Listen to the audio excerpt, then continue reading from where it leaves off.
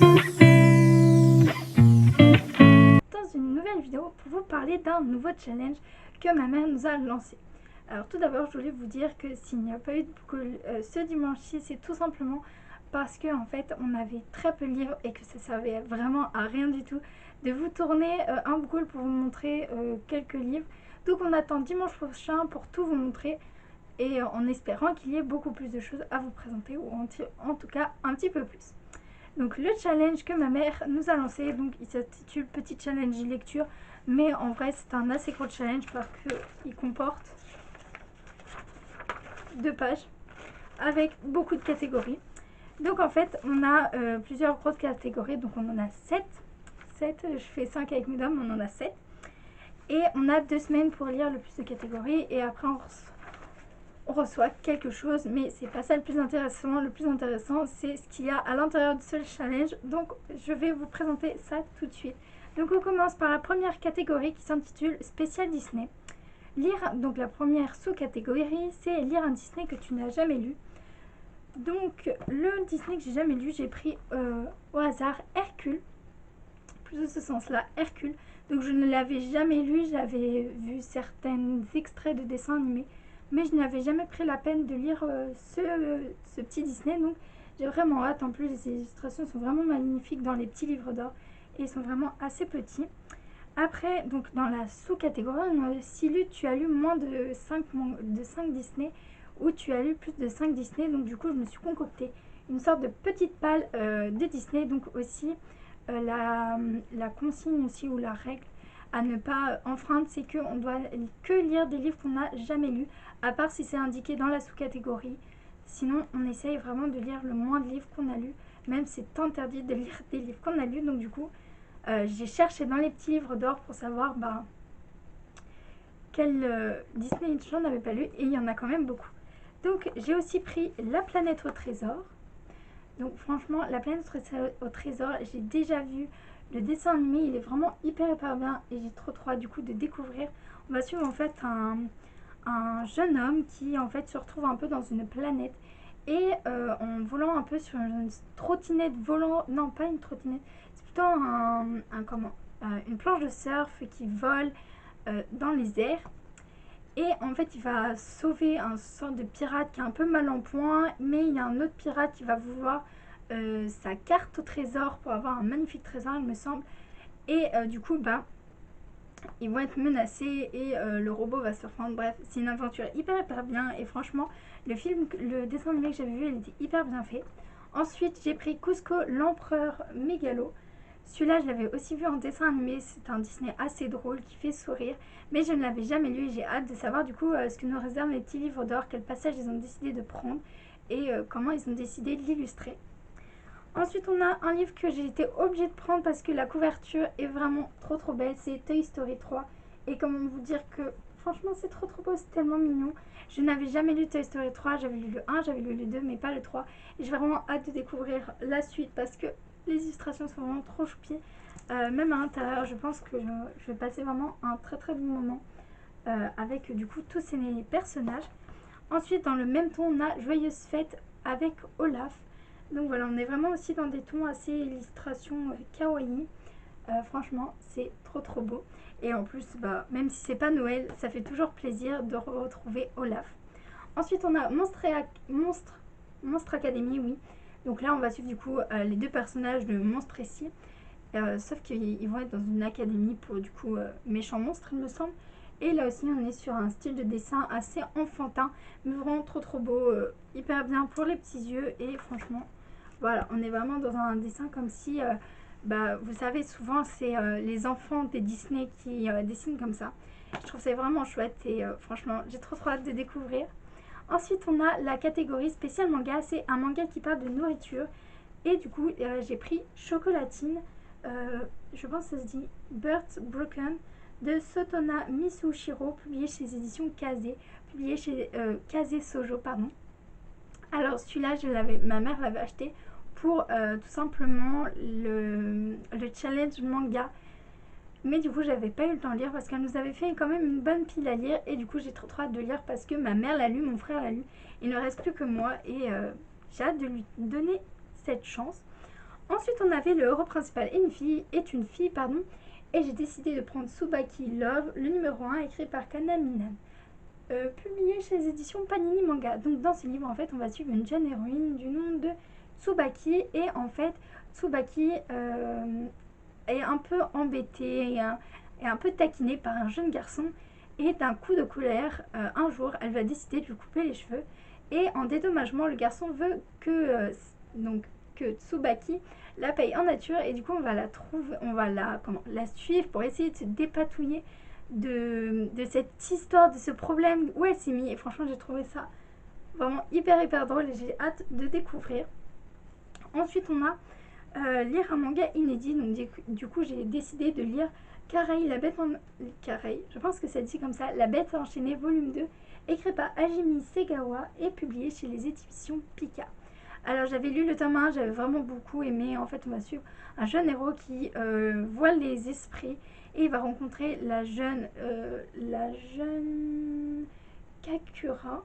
Ouais, voilà, la jeune Kakura qui en fait elle aussi voit les esprits, mais elle, sa particularité, c'est qu'en fait elle a une bête en elle, mais en fait si elle fait pas attention, si elle ne la nourrit pas assez, il peut la tuer. Donc du coup c'est vraiment une histoire hyper bien, et on en apprend un peu plus parce que du coup nous on arrive dans cet univers, on sait pas trop comment ça se passe, et j'espère en apprendre beaucoup plus avec ce volume 2. Ensuite, comme pour la catégorie Disney, on a j'ai lu moins de 5 mangas, j'ai lu plus de 5 mangas, et du coup j'ai pris un tome de chaque série de mon frère. Donc tout d'abord on a One Piece le numéro 3, j'avais déjà commencé à lire One Piece le 1 et le 2, mais je m'étais arrêtée. Donc celui-là, c'est Une vérité qui blesse de Ichiro Oda, publié chez les éditions Glénat. Donc j'ai hâte de redécouvrir, du coup, je sais plus comment il s'appelle, mais bref, j'ai hâte de redécouvrir cet univers parce que c'était quand même un univers assez drôle avec des pirates, et franchement j'ai trop hâte de me replonger dedans, pas dessus. My Hero Academia, on a aussi donc le 1, c'est Izuku Midoriya, les origines de Koei Horikoshi. Je pense que ça se prononce pas du tout comme ça, et c'est publié chez du Clone, et c'est un shonen. J'avais déjà lu le manga 1 du coup, mais j'ai décidé de me replonger dedans pour un peu connaître plus l'univers, et puis si ça me tente, bah pourquoi pas continuer cette série. Je sais qu'elle est en ce moment sur Netflix, mais je préfère plus la découvrir en manga et après découvrir les animés. Mais voilà. Ensuite, le dernier manga à vous présenter, c'est Fire Force, le numéro 1 de Utsuko Okubo, je pense que ça dit comme ça, publié chez les éditions Gana. Et dans ce manga, en fait, on va suivre une ville où c'est des gens qui s'enflamment, et du coup en fait il y a une catégorie spéciale de pompiers qui sont là pour intervenir dans ce genre de circonstances. Et du coup on va suivre notre héros qui s'appelle Syrah, qui a un nouveau recrue surnommé le démon, et en fait lui c'est un peu bizarre, il me semble qu'il y a une histoire bizarre parce que quand il a une émotion forte, il me semble, ses pieds prennent feu. Donc j'ai hâte de suivre ce personnage un peu particulier. Donc voilà. Ensuite, on a la catégorie, bien sûr, spécial roman. On a un livre apéro, entre guillemets. C'est un livre qui fait environ 20 pages, et j'étais obligée de prendre un livre en dessous de mon âge, tout simplement parce que j'ai pas trouvé un livre moins de 20 pages dans ma bibliothèque ou dans ma palle. Bah, plutôt dans ma palle, du coup, parce que c'est des livres non lus. Donc, du coup, j'ai décidé de prendre une sorcière dans le cartable, écrite par Laurence Klenberger et Rosaire Capdevila. Et c'est publié chez les éditions Bayard dans la collection Mes premiers j'aime lire. Donc voilà à quoi il ressemble de plus près, et on est vraiment sur une histoire assez courte et assez Halloween-stick. Donc un peu sur le thème d'Halloween, avec une sorcière du coup qui possède un peu ce cartable. Ensuite on a un livre entrée, c'est 50 pages. Donc j'ai pris du coup Achille le guerrier de Hélène Montarde. C'est publié chez les éditions Françoisienne, donc c'était un petit coffret. Et c'est du coup dans la collection Petite histoire de la mythologie. Alors dedans il y avait Zeus et il y avait Perséphone, il me semble que c'est le voleur de foudre, et du coup j'ai décidé de prendre Achille parce que Perséphone, je connais un peu son histoire, bon, pas trop, je la connais un peu. Zeus, je connais son histoire, mais Achille, je le connais pas trop, à part du coup dans la guerre de Troie, et j'espère en apprendre du coup beaucoup plus sur plutôt son enfance, son adolescence, les comment les péripéties qu'il a vécues juste avant d'arriver à la guerre de Troie. Donc voilà. Ensuite, on a lire non, je recommence. Un livre plat principal, donc c'est 200 pages et j'ai décidé de prendre Alex Rider, le tome 1, Starbreaker de Anthony Horowitz, publié chez les livres de poche jeunesse. Donc il ressemble à ça de plus près, il est vraiment hyper joli. Et là du coup on va suivre Alex qui va être emmené de force, il me semble, pris de force par le MI ou on dit le MI, le MI6, le MI6, je sais pas du tout, mais bref, parce qu'en fait c'est un, il me semble que c'est un, donc le MI6 c'est service secret britannique et il me semble qu'il s'est codé, il a quelque chose comme ça, un ton particulier. Et en fait, donc le Stormbreaker, je pense que c'est comme ça, est un nouvel ordinateur puissant et du coup il doit trouver qui se cache derrière. Il est sorti en série sur AC, je crois.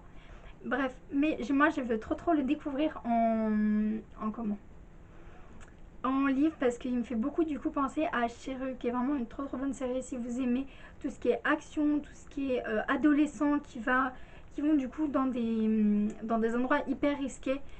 Celui-là il est vraiment génial, donc je dirais pour les 9-10 ans.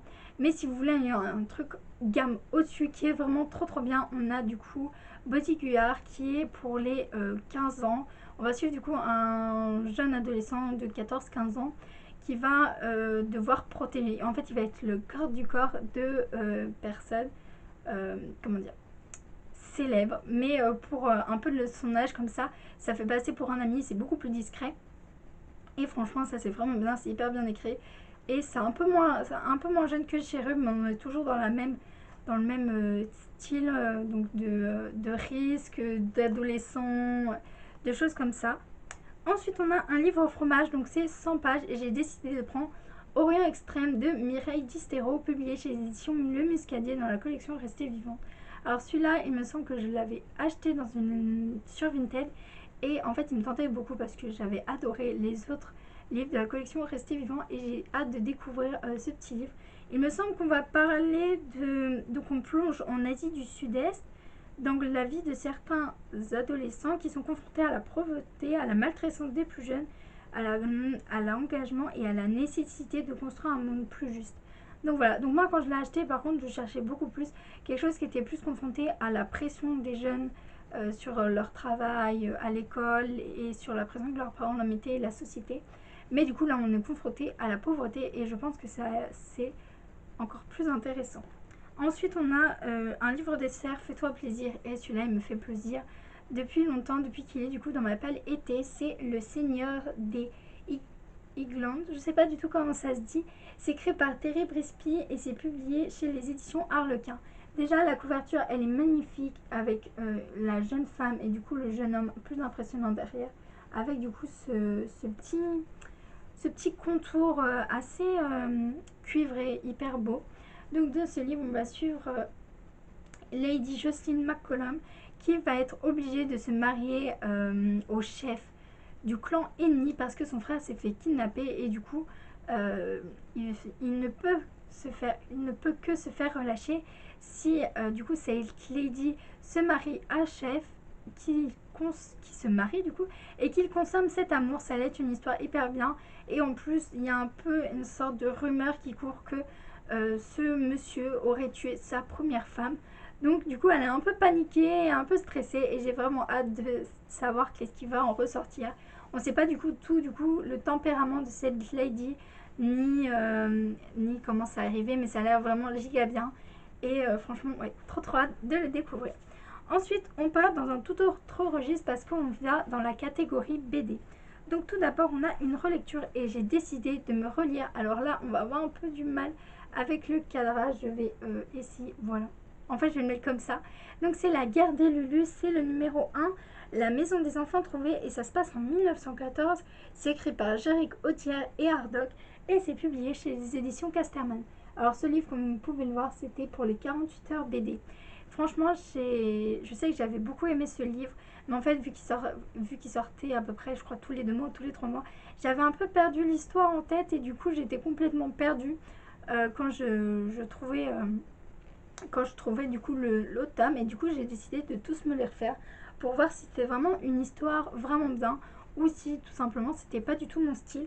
Et j'ai du coup vraiment hâte. Ça parle du coup de la Première Guerre mondiale et du coup des petits orphelins. Franchement, trop hâte de me replonger dedans.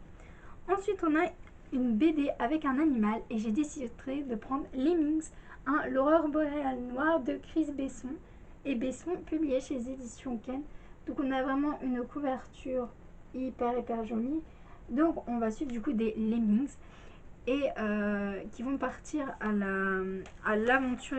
Il y a un événement qui va se passer et du coup on va suivre des petits soldats Lemmings. Mais déjà, vu que c'est des tout petites créatures, ça va être tellement chou je pense et tellement agréable à lire.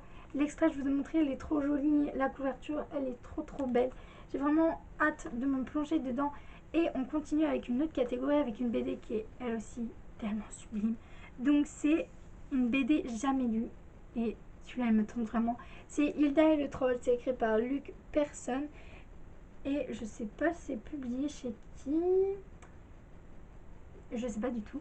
Mais en fait voilà, donc déjà on part quand même sur quelque chose d'hyper joli, mais à l'intérieur déjà c'est trop beau. Franchement celui-là il était enfoui dans les bacs de BD et quand je l'ai vu j'ai fait mais celui-là qu'il me faut.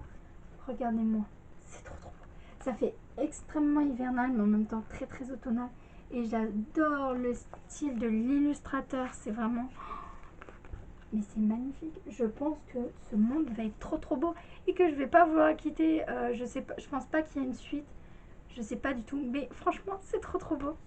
Ensuite, on a le héros principal est un garçon et j'ai décidé de me plonger dans cet énorme pavé qui est Chaplin en Amérique de Laurent Sekic, je sais pas du tout comment ça se prononce, et David François, publié chez les éditions Rue du Sèvre. Donc je dis vraiment, on est sur un énorme pavé et en plus c'est vraiment, voilà, le dessin est assez particulier, mais je me suis dit ça peut être quand même quelque chose pour en apprendre plus sur Chaplin, sur du coup ses péripéties et comment il est arrivé du coup je pense en Amérique. Je connais pas plus que ça Charlie Chaplin, donc ça va être du coup une occasion et je sais que ma mère du coup l'avait lu et je sais pas du tout de quoi elle en pense, mais par curiosité j'ai envie d'en savoir un peu plus sur ce personnage. Ensuite on a un super héros et j'ai décidé de prendre Télémaque, à la recherche d'Ulysse, écrit par Kit Toussaint et Guenny Ruiz, publié chez les éditions Dupuis. Alors dans ce livre, du coup, on va suivre Télémaque. Il va avoir des super pouvoirs, du coup. Voilà, c'est ça. Non, attendez. Je lis.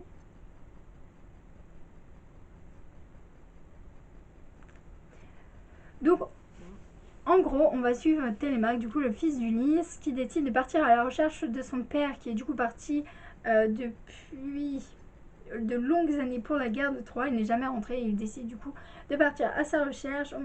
Il va avoir des super pouvoirs et il va avoir des personnages avec des super pouvoirs comme peut l'indiquer la couverture. Je pense qu'on va être sur un héros assez drôle à suivre et je pense que ça va être très intéressant d'en apprendre plus de ce point de vue sur la mythologie grecque, même si on sait pas mal. Ça peut être une autre approche et assez ludique du coup pour les jeunes. Ensuite, on passe à une autre catégorie, c'est l'avant... Non, c'est... il en reste encore deux après celle-là. C'est spécial album. Alors, dans le spécial album, on a un album avec un écureuil et j'ai décidé de prendre Cyril Héra de Émile Grouette, publié chez les éditions Kaléidoscope.